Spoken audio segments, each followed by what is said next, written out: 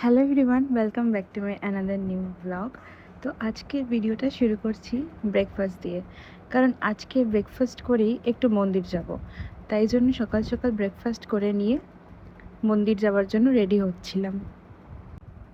মায়াপুর যাবো বলেই ঠিক করেছিলাম, বেশ কিছুদিন ধরে প্ল্যানও হচ্ছে, বাট এই মুহূর্তে মায়াপুর যাওয়াটা যেহেতু পসিবল হচ্ছে না, তাই জন্য ভাবলাম কলকাতায় ধারে কাছে যে ইসকন মন্দির আছে ওখান থেকে একবার ঘুরে আসা যাক।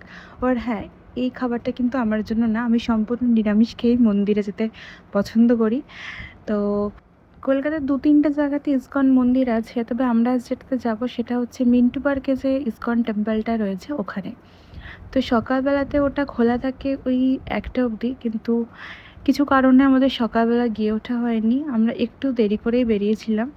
তো 4টের দিকে আমরা মন্দির আবার যখন খোলে সেই সময় আমরা পৌঁছেছিলাম।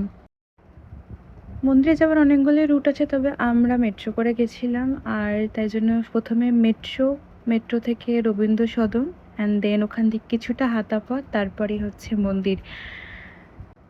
যেহেতু আমরা বিকাল 4টের পর মন্দির পৌঁছেছিলাম, তাই পুজোটা দিয়ে ওঠা হয়নি, তাই জন্য মনটা একটু খারাপ ছিল। কিন্তু দেখলাম যে টাইম কী করে যেন 6টা হয়ে গেছে, আর 6টার সময় এই মন্দিরে সন্ধ্যা আরতি হয়। তো সেটা ভাগ্য করে আমরা দেখতে পেয়েছিলাম। তো মন্দির থেকে বেরোনোর পর আমরা হলদির। তো আশা করি তোমাদের এই ভিডিওটা ভালো লাগবে, আর যদি ভালো লাগে তাহলে প্লিজ লাইক, শেয়ার আর কমেন্ট করে দিও। আজকের জন্য টাটা।